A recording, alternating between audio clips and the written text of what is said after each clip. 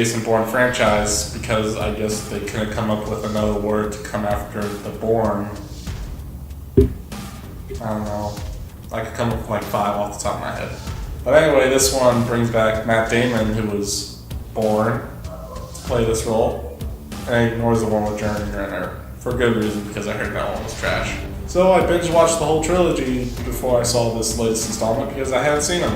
Somehow they just slipped under my radar. I always heard about them, heard they were super badass, and I saw them and they were pretty good. Nothing special, to me at least. A lot of people are big fans of this franchise. What I did like about the trilogy was that there was more realistic spy work and hand-to-hand fighting and car chases as opposed to stuff like James Bond, where it just goes at ridiculous levels.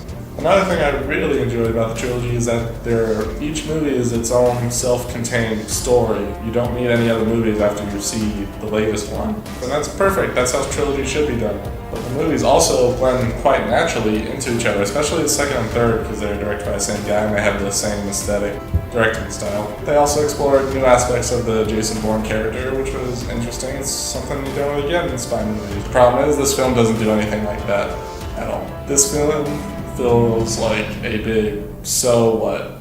Who cares? Why is this happening? I don't care about anything that's happening right now. Jason Bourne gets called back into his actions by his old friend Nicky from the first 3 Jason Bourne movies. Because now Jason Bourne all of a sudden has daddy issues. His dad recruited him into the thing that made him into Jason Bourne. The actual interesting plot of the movie that is about Jason Bourne trying to shut down this new program of people trying to make super soldiers like him, it gets tossed aside to come up with this new plot about, it's very thinly veiled commentary about how social media and working with the government and data mining and all that jazz. But I live that. I don't want to see it on a movie. The other Bourne movies more subtle in their political, ideologies, and this one just beats you over the head with it. Tommy Lee Jones plays generic white guy in a suit, because that's what all these movies need. Every one of these Bourne movies has a generic white guy in a suit who wants to get Jason Bourne.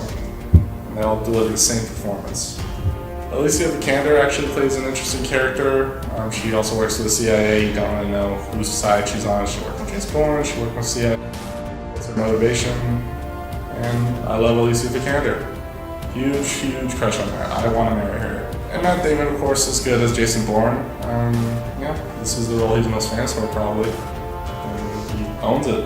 The action is great, in particular the hand-to-hand combat stuff, which I love. The film's directed by Paul Greengrass, who knows his action. The only thing lacking in this movie is a story, which is the most important part of the movie.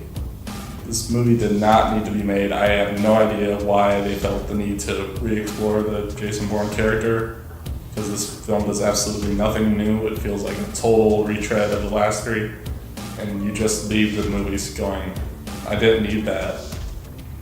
Maybe Matt Damon wanted a paycheck, I don't know.